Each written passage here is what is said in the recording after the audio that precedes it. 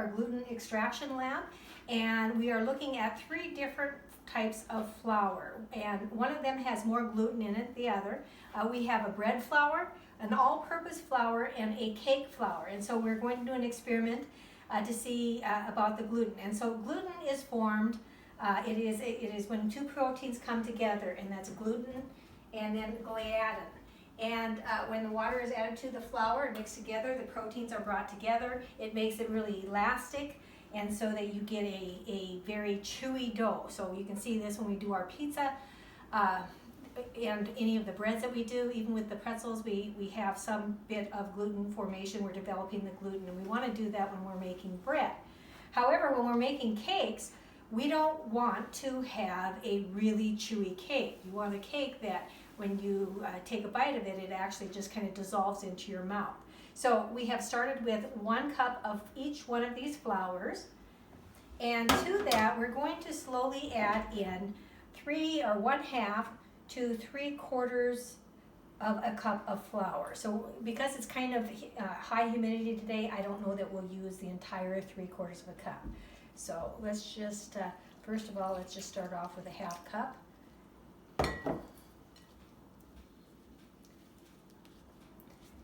And as I am working the flour and it's going into a dough, we're going to actually knead it when it gets to that point.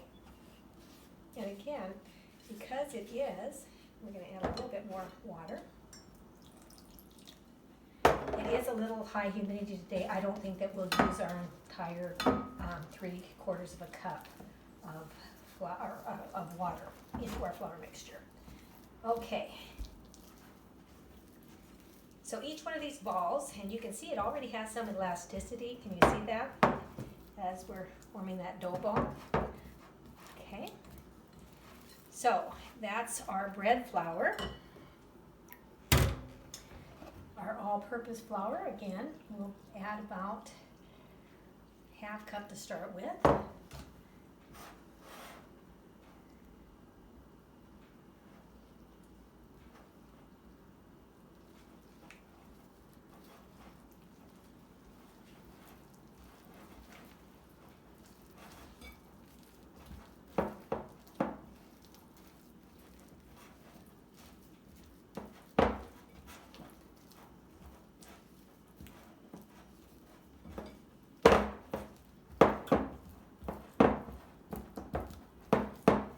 Looks like we have that mixed up quite nicely. Okay. And then for our cake flour. Cake flour is generally made with winter wheat. It's a soft wheat, where our bread flour, durum wheat, hard red or hard wheat, is what we generally get the best gluten development out of, the higher proteins. That's what we're looking for a good bread flour product. I lived in the South for a number of years, and they do not have the ability to grow hard wheat in some of those. I lived in Georgia, and so they didn't have the ability to grow hard wheat down there like we do here in North Dakota. And you can see, even it acts a little bit differently with the water that I put into it. So I put about the same amount of water in each one of the doughs. Okay.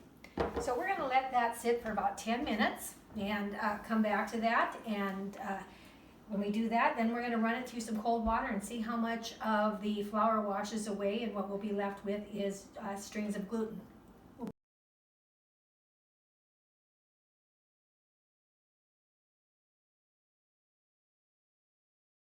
So we are back after our 10 minutes, and our different flours have been sitting.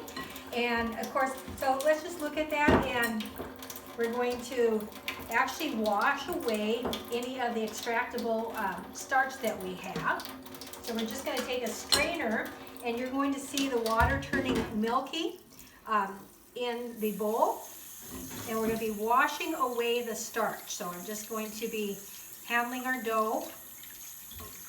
And what's going to be left are the strings of the gluten.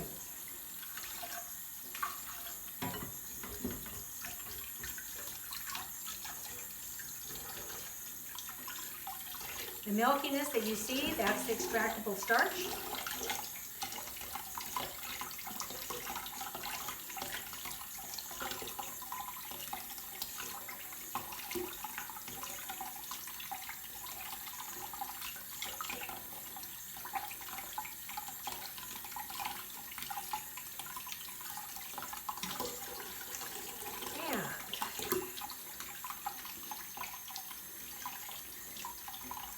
You feel it's going to feel like rubbery.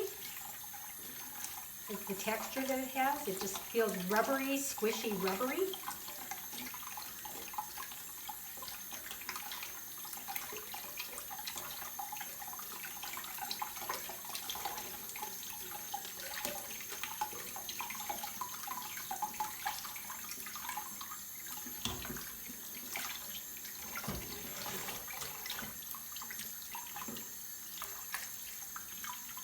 I'm just squeezing out the water.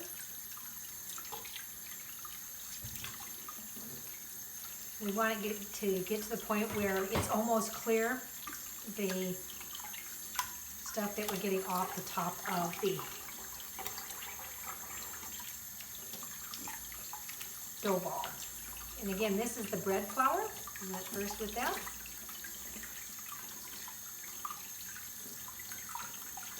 Okay, I think that looks pretty good.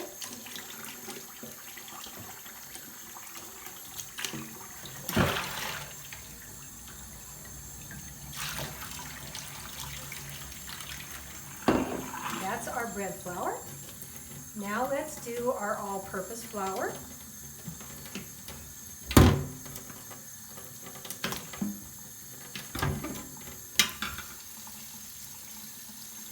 And you can see that this is already a lot stickier. I would anticipate that this is going to, we're going to end up with a smaller bowl. So let's see if that hypothesis is correct.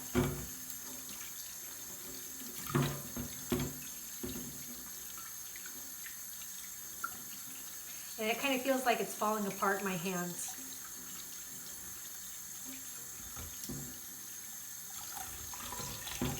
And it is falling apart.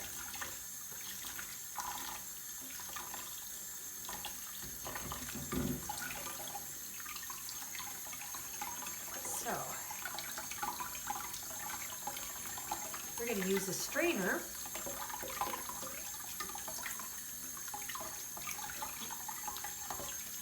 to wash away that starch.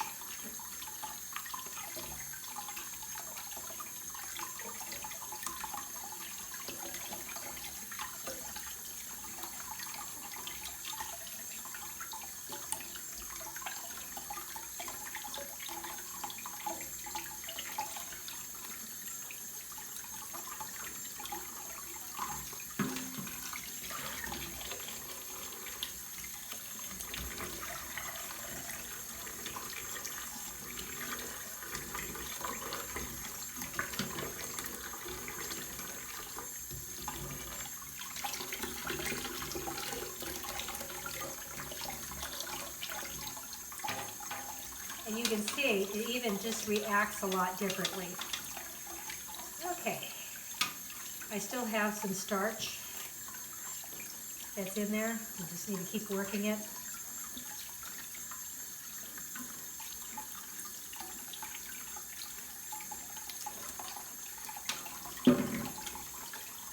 And you can see it's just falling apart on me.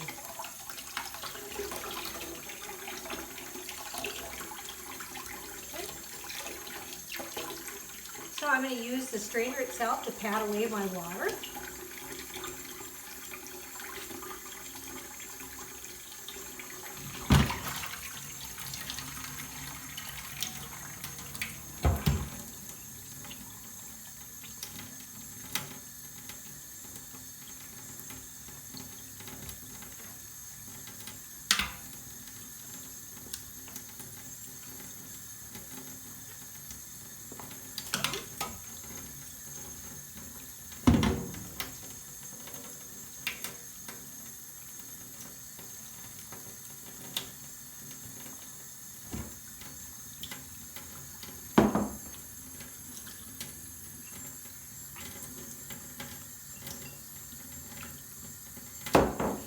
And you can see quite a difference in those two. And now let's look at the softness of those flours, which should not have a lot of gluten content in it.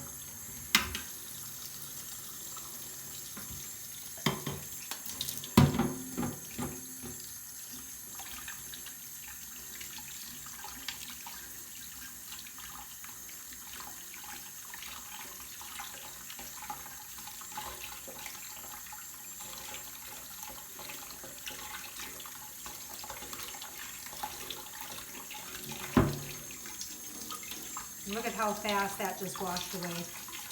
That starch washed away.